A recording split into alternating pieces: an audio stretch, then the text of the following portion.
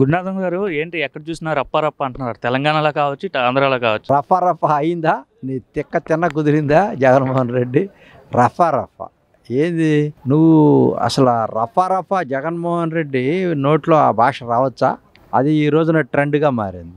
ఆ ట్రెండ్ నువ్వు సెట్ చేసింది ఎవరు? నువ్వే కదా. అసలు నీకు జ్ఞానం, బుద్ధి, బుర్ర, ఇనిత జ్ఞానం, నువ్వు కొంచెం మానవీయ కోణం అసలు ఎక్కడున్నాయి నీకు చెప్పు? వాళ్ళెవరో పిల్లకాయలు బోర్డులు పెట్టారు అన్నావు, బాగుంది. వాళ్ళు తెలుగుదేశం వాళ్ళు అన్నావు, సరే తెలుగుదేశం వాళ్ళే ఇట్లా నాకు అనుకూలంగా పెట్టారని అన్నావు. ఏం పెట్టారు వాళ్ళు? అసలు నీ కోవట్లు వాళ్ళంతా. వాళ్ళందరినీ కొంతమంది తెలుగుదేశం పార్టీలో సభ్యత్వాలు చేర్పించి నువ్వు ఎన్నైనా చేయగలవు కదా. ఆ రఫా అనేది ఎక్కడ? పోలేరమ్మ జాతరలో ఏటా పొట్టేళ్ళని తలలను నరికి మిమ్మల్ని కూడా నరుకుతామనేటువంటి భావం వచ్చే విధంగా మాట్లాడటం అది ప్రజాస్వామ్యయుతంగా అది మంచిది కాదు కదా. నేను రాజకీయంగా భూస్థాపితం చేయటం బట్టి ఖాయం. అంటే తప్పేముంది, సినిమాలో డైలాగ్ చెప్తే దానికేం తప్పేముంది అనేసి అయితే కూడా ఆయన మాట్లాడుతున్నారు. మంచిదే కదా. ఓకే, సినిమాలో మాట్లాడినప్పుడు దాని అర్థం ఎవరికి వర్తిస్తుంది అనేది కూడా నువ్వు సెన్స్ పెట్టాలి కదా. తప్పేముందని అంటే దేనికైనా తప్పేమి లేదు మాట్లాడటానికి. ఏది పడితే అది మాట ఎదుటివాడికి ఇబ్బంది కలగకుండా విధంగా ప్రజాస్వామ్యంలో భాష స్వేచ్ఛని ఉపయోగించవచ్చు, తప్పేం లేదు. ఈ రోజున రఫా ఏమైంది? నీ కారు కింద సింగయ్య అనేటువంటి వ్యక్తి రోల్ అవుతున్నా కూడా నీ టైర్ కింద పడి నీకు తెలియలేదంటే, నువ్వు గమనించలేదని అంటే నీ దగ్గర మానవీయ కోణం ఏముంది? చాలా మంది ఫేక్ వీడియో అంటున్నారు, మార్ఫింగ్ చేశారు, లేదంటే ఆర్టిఫిషియల్ ఇంటెలిజెన్స్ AI వీడియో అని చెప్తున్నారు. మార్ఫింగ్ చేశారనేది అది ఫోరెన్సిక్ ల్యాబ్లో ఆ టెక్నికల్కి సంబంధించినటువంటి సైబర్ సిస్టంలో ఏదో ఒకటి ఆ సిస్టంలో తేలుద్ది కదా. సరే ఇవాళ తాత్కాలికంగా పెట్టారు, రేపు మరి ఏ విధంగా ఉండాలా? రేపు కేసు నిలబడాలి కదా. అంత పిచ్చోళ్ళేం కాదు కదా. ఒకవేళ గవర్నమెంటే కనుక ఆ విధమైనటువంటి కోణంలో సరే ఒకటి అనుకుందామండి. ఇక్కడ మొదట పోలీసు వాళ్ళు ఏం చేశారు, ఏం చెప్పారు? అది అవినాష్ కారు టైర్ కింద పడి చనిపోయారని చెప్పారు ఫస్ట్ చూడటం వల్ల. తర్వాత ఒక రోజంతా మీరు అవి బయటికి రానికుండా చేశారు. వైఎస్ఆర్సీపీ వాళ్ళు అక్కడ మేనేజ్ చేయడం కోసం చేశారు. నెక్స్ట్ డే ఎప్పుడైతే ట్రోల్ అయిందో డెఫినెట్గా దాన్ని పరిగణలో తీసుకున్న తర్వాత అన్నీ క్లియర్గా కనపడతా ఉన్నాయి. అంటే వాంటెల్ని ఏమి ప్రభుత్వం వీళ్ళ మీద బనాయించాలనుకోలేదు. మొదటి రోజు చూశారు కదా. తర్వాత ఇన్వెస్టిగేషన్ నేపథ్యంలో బయటపడినటువంటి ప్రూఫ్ల మీద జగన్మోహన్ రెడ్డి గారిని కూడా కేసులో పెట్టడం జరిగింది. కారు డ్రైవర్ పైన కేసు పెట్టాలి కానీ జగన్మోహన్ రెడ్డి అలా కారులో ఎంతమంది ఉంటే అంతమంది మీద కేసు పెట్టేస్తారని చెప్పేసి మరొక ప్రశ్న రేజ్ అవుతుంది. ఇక్కడ కరెక్ట్, మంచి పాయింట్ అడిగారు మీరు. ఈ పాయింట్ ఎందుకనంటే యాక్సిడెంటల్గా జరిగిందనుకో, నిజంగానే డ్రైవర్ మీదే పెట్టాలి మన మోటార్ వెహికల్ చట్టం ప్రకారం. ఇక్కడ వాంటెల్ని జరిగినట్టుగా కనపడతా ఉంది. మిమ్మల్ని ఆపమన్నారు జనం వచ్చి, కింద పడిపోయాడని తెలుసు, రోడ్డు పక్కన పడేశాడని తెలుసు, మానవీయ కోణంలో మీరు దిగి పలకరించలేదని కూడా తెలుసు. అటువంటిప్పుడు మీరు ఇదంతా కూడా ఒక ప్రీ ప్లాన్డ్గా మానవీయ కోణం లేకుండా, మానవత్వం లేకుండా, ఎక్కడో 5 సంవత్సరాలు 6 సంవత్సరాల క్రితం జరిగినటువంటి ఇన్సిడెంట్లో చనిపోయి ఉంటే వాళ్ళని నాగమల్లేశ్వర వాళ్ళ ఫ్యామిలీలు పలకరించడానికి వెళ్ళినటువంటి నేపథ్యం ఉన్న అంత మానవీయ కోణం ఉన్నటువంటి నీకు, నీ కార్యకర్త నీ కారు కింద పడిపోయి ఎట్లయినా సరే చనిపోయి ఉంటే పలకరించలేని పరిస్థితుల్లో, ఇంకోళ్ళేమో అంబులెన్స్లో పోతూ ఉంటే వాళ్ళకి దారి ఇవ్వకపోవటం వల్ల, వాళ్ళు కూడా సరైన సమయానికి వెళ్ళపోవటం వల్ల కుర్రవాడు అతను కూడా చనిపోయినటువంటి నేపథ్యం. ఇంకోళ్ళు వైఎస్ఆర్ పార్టీకి సంబంధించినటువంటి వ్యక్తి ఎవరో రెడ్డి గారు, అతను కూడా దెబ్బలతో కింద పడిపోయినటువంటి నేపథ్యం. ఇటువంటి నేపథ్యాలన్నీ చూసిన తర్వాత ప్రభుత్వానికి ఏమనిపిస్తుంది? Wantonly you are a committed crime, habitual criminal. దాన్ని బట్టి ఏమనిపిస్తుంది? చట్టంలో కొన్ని అంశాలను పరిగణలో తీసుకొని మీరు బనాయించాల్సిందే, తప్పకుండా నాన్ బెయిలబుల్ కేసులు బనాయించాల్సిందే. జగన్మోహన్ రెడ్డికి అతను చనిపోయినట్టుగా అంటే కారు కింద పడినట్టు తెలియదు అంటారా? లేకపోతే ఏంటి, ఎందుకు ఆయన కారు దిగలేదు, లేదంటే ఆ పరిస్థితుల్లో కారు ఆపేసి ఆయన హాస్పిటల్ పంపించింది కాబట్టి ఇట్లా చేయకపోవడం గల కారణం ఏంటంటారు? అతను హల్చల్ చేయాలండి. ఇవన్నీ పెద్ద చిన్న అంశాలు ఇవన్నీ కూడా. అవన్నీ ఆయన ముందు అది కాదు. ఆయన ఒక ఏది యుద్ధానికి వెళ్తున్నట్టుగా, దండయాత్ర చేస్తున్నట్టుగా, చాలా నేను చాలా పెద్ద నాయకుడిని ప్రభుత్వాన్ని భయపెట్టే విధంగా మాసును గ్యాదర్ చేసుకొని నాకు ఇంకా మాసులో క్రేజ్ తగ్గలేదని చెప్పి ప్రభుత్వం విధించినటువంటి షరతులకు లోబడి పోలీసులు విధించిన షరతులకు లోబడి 3 కార్లు 100 మందితో వెళ్ళమనంటే దాన్ని ధిక్కార స్వరంతో వ్యతిరేకించడం వల్ల ఈ రోజున చట్టం తన పని తాను చేసుకొని వెళ్తుంది. ఇక్కడ జనం గమనించట్లా. మీట్ పెట్టి మాట్లాడుతూ అంటే ఏదైతే ఆ సత్తెనపల్లి తర్వాత మాట్లాడుతూ నా సభ ఆపాలని చూశారు నా టూర్ని, కానీ ఎంత సక్సెస్ అయిందో మీకే బాగా తెలుసు అని చెప్పి కూడా ఆయన మాట్లాడాడు. అతను సభ ఆపాల్సిన ప్రజాస్వామ్యం ఏముందండి? ఇప్పుడు నువ్వు ఆపావు యువగాళంలో, నారా లోకేష్ గారు స్టూల్ వేసుకొని మాట్లాడతానంటే స్టూల్ లాక్కెళ్ళావు పోలీసులతో అక్కడ కుప్పంలో. అదే వేదిక పెట్టుకుంటే వేదిక మీద మాట్లాడినావు. అసలు యువగాళం మధ్యలో ఆపిచ్చేసావు, వాళ్ళని అరెస్ట్ చేయడం కోసం చూసావు, నానా యాగి చేసావు. యాగి చేసింది నువ్వు జగన్మోహన్ రెడ్డి గారు.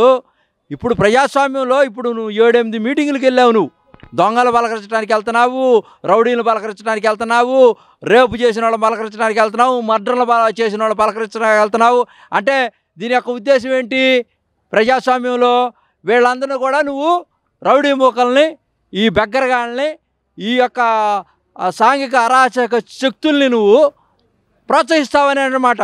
అంటే ఈ రాష్ట్రం అంతా కూడా నాశనం అయిపోవాలి. మేము ఒక్కటే అండి, ఎన్డీఏ ఏర్పడిన తర్వాత బ్రహ్మాండమైనటువంటి పరిపాలన ఇస్తూ ఉంటే నువ్వు డైవర్షన్ పాలిటిక్స్లో ఈ తగాదలన్నీ పెట్టి శాంతి భద్రతలకు విఘాతం కలిగించి రాష్ట్రంలో రోజు అభివృద్ధి సంక్షేమం మీద కాన్సన్ట్రేషన్ చేయనీయకుండా డైవర్ట్ చేసి నువ్వు నీ బలాన్ని నిరూపించుకోవటం కోసం ప్రజల్ని కూడా మభ్యపెడుతూ దొంగ నాటకాలు ఆడుతున్నటువంటి జగన్మోహన్ రెడ్డి నీ నైజం మార్చుకో. అంటే మరోవైపు ఆయనకి జగన్మోహన్ రెడ్డి లేఖ కూడా రాశారు చంద్రబాబు నాయుడుకి, కేవలం రాజకీయం చేస్తున్నాడు ఈ ఘటన అనేసి అయితే ఆయన మాట్లాడుతున్నాడు. కనీస బందోబస్తు నాకు కల్పించుంటే ఈ పరిస్థితి వచ్చేదా అని చెప్పి కూడా ఆయన ప్రశ్నిస్తున్నాడు. ఈ రోజున కోర్టులో కూడా వేశాడు పిల్లు. ఏంటి? నాకు అసలు కల్పించట్లేదు భద్రత అని. జెడ్ కేటగిరీ ఉంది, ఆయనకి 67 మంది పోలీసులు ఉంటారు జెడ్ కేటగిరీ. జెడ్ కేటగిరీలో ఉన్నప్పుడు నువ్వు చుట్టూ రోప్ నువ్వే పెట్టుకోవచ్చు, నువ్వే అన్నీ చేసుకోవచ్చు. పోలీసుల మీద బ్లేమ్ చేయటం కోసం ఇవన్నీ జరిగినాయని కావాలని ఇన్సిడెంట్గా చేసి సింగయ్య అనేవాడు చనిపోయినప్పుడు కూడా పోలీసు వైఫల్యం ఉంది, నన్ను హతమార్చడం కోసం స్టేట్ గవర్నమెంటు నాకు సెక్యూరిటీ పంపించట్లేదంది. అతను ఇప్పటికి 6 చోట్లకి వెళ్ళాడు. ఎక్కడికి వెళ్ళాడు? అనంతపురంలో వెళ్ళినప్పుడు హెలికాప్టర్ మీద జనాలు పడి ఆ హెలికాప్టర్ని డిస్మాండిల్ చేస్తే అతను హెలికాప్టర్ ఎక్కకుండా కారులో పోయి, అంటే ఇవన్నీ ఎందుకు ఇండికేషన్స్ అంటే రాష్ట్ర ప్రభుత్వం మీద శాంతి భద్రతలు ఫెయిల్ అయిపోయినాయి, నాకు సెక్యూరిటీ ఇవ్వాలనడం కోసం ఎవిడెన్స్ కోసం ఇవన్నీ క్రియేట్ చేస్తున్నాడు ఈ జనాలంతా తోలుకొచ్చి. అక్కడి నుంచి ఎక్కడికి వెళ్ళాడు? నెల్లూరు వెళ్ళాడు. అక్కడి నుంచి ఎక్కడికి వెళ్ళాడు? తెనాలి వచ్చాడు. అక్కడి నుంచి ఎక్కడికి వెళ్ళాడు? పొగాకు బ్యారన్లు అని చెప్పి పొదిలి వెళ్ళాడు. అక్కడి నుంచి ఎక్కడికి వచ్చాడు? పల్నాడు వెళ్ళాడు, సత్తెనపల్లి. అక్కడి నుంచి రేపు వెళ్ళిపోతా ఉన్నాడు ఎక్కడికో ప్రయాణం. ఇప్పుడు ఈ విధంగా 7-8 చోట్ల దాదాపుగా 600 మంది, 1000 మంది, దాదాపుగా 250 మంది, ఒక్కో చోట పోలీసులు మొత్తం కూడా పూర్తిగా చంద్రబాబు నాయుడు గారికి కూడా అంత సెక్యూరిటీ ఇవ్వాల ఆ గవర్నమెంట్లో, వైఎస్ఆర్సీపీలో. ఇప్పుడు ఇచ్చినటువంటి గణాంకాలను మొత్తం తీస్తే బ్రహ్మాండమైనటువంటి సెక్యూరిటీ ఇచ్చారు. కాకపోతే మసిబూసి మారేడుకాయ చేసి చెట్టు పేరు చెప్పి కాయలు అమ్ముకుంటున్నటువంటి జగన్మోహన్ రెడ్డి కేవలం భూతద్దంలో చూపించి ప్రభుత్వం పోలీస్ వ్యవస్థ మొత్తం కూడా నిర్వీర్యమైపోయిందని ఒక ట్రెండ్ సెట్ని క్రియేట్ చేయడం కోసం ఈ మెకానిజాన్ని మొత్తం కూడా ఆపరేషన్ చేస్తూ ఉన్నాడు.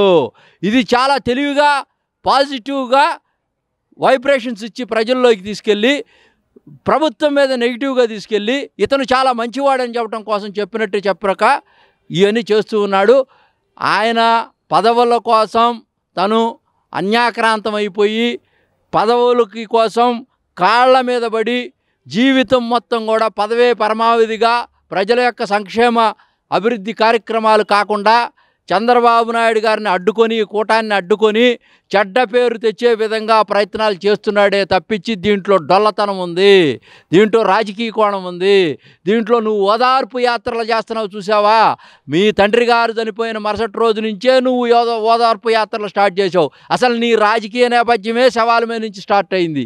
శవ రాజకీయాలు చేయడంలో మనగాడివి నువ్వు. ఇప్పుడు సింగయ్యని అడ్డం పెట్టుకొని కూడా నిన్ను సెల్ఫ్ గోల్ వేసుకుంటున్నావు. రాజకీయాల్లో జగన్మోహన్ రెడ్డి గారు హత్యలుండవు, అన్నీ ఆత్మహత్యలే. చూసావా, నీ తాడేపల్లి ఫార్చ్యూన్ కార్ని సీజ్ చేసేదాకా వచ్చింది. నీ ఇంటి గుమ్మం వైపు చూస్తూ ఉంది ప్రభుత్వం మొత్తం కూడా. మరోవైపు రెడ్ బుక్ రాజ్యాంగం తాడేపల్లి జగన్మోహన్ రెడ్డి ఇంటి వరకు వచ్చిందని చెప్తున్నారు. ఎందుకంటే మీరు అన్నట్టుగానే ఆ కార్ను, ఫార్చ్యూనర్ కార్, బుల్లెట్ ప్రూఫ్ వాహనాన్ని కూడా సీజ్ చేసిన పరిస్థితి. అవునండి, చట్టం ఎవరికి అతీతులు కాదు కదా. చట్టంలో ఎవరు అతీతులు కాదండి. భారతదేశానికి సంబంధించినటువంటి ఇందిరాగాంధీ గారినే లోన పెట్టారు, ప్రధానమంత్రినే లోన పెట్టారు, లల్లూ ప్రసాద్ యాదవ్ లోన పెట్టారు, మధు కోడాన్ని లోన పెట్టారు, చాలామందిని జైలు చేశారు.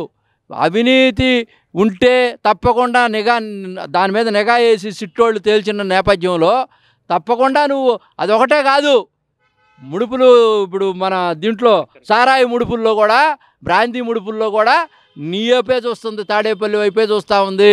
ఇవన్నిటిని కూడా మసిపూసి మారేడుకాయ చేసి ఈ కేసుల్లో నేను లేనని చెప్పి ప్రజల యొక్క మనసుని పక్కదారి పట్టించడం కోసం ఈ వేషాలు వేస్తూ ఉన్నాడు, ఈ పిట్ట కథలు చెప్తా ఉన్నాడు, ఆగమాగం చేస్తూ ఉన్నాడు, డంబాచారాలు కొడతా ఉన్నాడు, జనాలందరిని కూడా పిచ్చోళ్ళు చేయడం కోసం ప్రయత్నం చేస్తూ ఉన్నాడు. ఆ బ్లూ మీడియా ఒకటి ఉందో చూసావా, దాంట్లో వడ్డించి కొమ్మినేని శ్రీనివాసరావు గారిని, కృష్ణరాజు లాంటి వీళ్ళందరినీ కూడా దారుణంగా లోనకు పంపించి అసలు అతనితో ఉండేవాళ్ళంతా కూడా జైళ్ళు పట్టేటట్టుగా లేవు. అసలు ఎక్కడ చూసినా షెల్ కంపెనీలు, డల్ కంపెనీలు, అసలు ఆ కంపెనీలు ఏందో అసలు ఎవరికి అర్థం కావట్లా. ఈ ఎప్పుడో 2009 దగ్గర నుంచి ముందు నుంచే ప్రాక్టీస్లో ఉన్నాడు జగన్మోహన్ రెడ్డి గారు. ఈ షెల్ కంపెనీలు, డల్ కంపెనీలు, క్రిట్పోకో కేసులన్నీ కూడా ఇతనికి అలవాటైపోయింది. ఎవరు పట్టుకోలేరు అనుకున్నారు, మొత్తం డొంకంతా కదులుతాం తీగలాగితే. వీళ్ళంతా దొంగలకు దొంగలు, దొంగ అంటే దొంగ అని ముందుకెళ్తా ఉన్నారు. ఖబర్దార్, మిమ్మల్ని ఈ రాష్ట్రంలో భూస్థాపితం చేస్తాం, డిస్మాంటిల్ చేస్తాం, పార్టీ ఉండకుండా చేసేస్తాం, జెండా కూడా పీక్కొని వెళ్ళిపోవాల్సిందే. ఇక నీకు ఏమీ లేదు ఈ రాష్ట్రంలో. జగన్మోహన్ రెడ్డి రెడీగా ఉండు, జైలుకి వెళ్ళటానికి సిద్ధం. అంటే జూపూడి ప్రభాకర్ కూడా మాట్లాడుతున్నారు, జగన్మోహన్ రెడ్డిని చూసి ఎట్లా అలా ఇబ్బందులు పెట్టాల్సి వస్తుంది, కనీసం ఆ ముఖం చూస్తే 6 గంటలైనా పడుకొని ఉంటాడా, ఒక్క రాత్రి అయినా సరే ప్రశాంతంగా అని చెప్పేస్తే జూపూడి ప్రభాకర్ అంటారు. ఆయన ముఖ్యమంత్రిగా చేశాడండి, ఆయనకి రాజకాంక్ష ఉంది, అన్నీ అనుభవిస్తున్నాడు. కొన్ని కావాలన్నప్పుడు కొన్ని వదులుకోవాల్సిందే. నిద్రపోతారా ఏంటి? మోడీ గారు 3 గంటల నిద్రపోతున్నాడు అంటే ఆయన ఏం క్రిమినల్ కాదు. క్రిమినల్ పనులు చేస్తే నిద్ర ఎట్ట వస్తుందండి? ఇప్పుడు మేము ఉన్నాం, హాయిగా నిద్రపోతున్నాం. ఎందుకు? ప్రజాస్వామ్యంలో చంద్రబాబు నాయుడు గారు కరెక్ట్గా నిద్రపోతాడు, హాయిగా ఫ్రెష్గా ఉంటాడు, లెగుస్తాడు, పని చేసుకొని వెళ్తాడు. టెన్షన్ ఎందుకు ఉంటుంది? అందరికి లేనటువంటి టెన్షను నీకెందుకు వస్తుంది టెన్షను అంటే? Because you are a criminal, habitual criminal. It's a beauty of the డెమోక్రసీలో హ్యాబిచువల్ క్రిమినల్స్కి తావెక్కడుంది? నీ మీద ఇంకోటి కూడా, అసలు మీ అందరి మీద కేడీ షీట్లు పెట్టాలా, రౌడీ షీట్లు పెట్టాలా, సస్పెక్ట్ షీట్లు పెట్టాలా, అసలు చాలా పెట్టాలా. మీరు సమాజానికి సహేతుకరమైనటువంటి పద్ధతుల్లో మీరు సపోర్ట్ చేయకుండా ప్రజా జీవితంలో చేయట్లేదు. మీరు రౌడీజం చేసి పరిపాలన చేయాలనుకుంటున్నారు, భయభ్రాంతులు చేయాలనుకుంటున్నారు, అన్ని వ్యవస్థల్ని మీ చేతిలోకి తీసుకోవాలనుకుంటున్నారు, నియంత పాలన చేయాలనుకుంటున్నారు. ఇదంతా కరెక్ట్ కాదు. జగన్మోహన్ రెడ్డి గారు, ఖబర్దార్, నువ్వు రెడీగా ఉండు, జైలుకి వెళ్ళటానికి సిద్ధంగా ఉండు. ఎన్ని ముసల కన్నీరు గార్చినా కూడా చివరికి నీకు మిగిలేది ఏమీ లేదు. నీ పార్టీ మొత్తం కూడా పీక్కొని వెళ్ళిపోవడం ఖాయం. అక్కడ నీకు కార్యకర్తలు ఎవరు ఉండరు. జూపూడి ప్రభాకర్ రావు గారు ఆయన మంచి విఘ్నత కలిగిన వాడు, విశ్లేషకుడు, బాగా చేస్తాడు. కానీ అతను ఒక సింపతి మేనర్లో అది మాట్లాడుతూ ఉన్నాడు. ఆ సింపతి ఇక్కడ కుదరదు. జగన్మోహన్ రెడ్డి మీద సింపతే లేదని కూడా రాష్ట్ర ప్రజల మొత్తానికి కూడా తెలిసిపోయింది.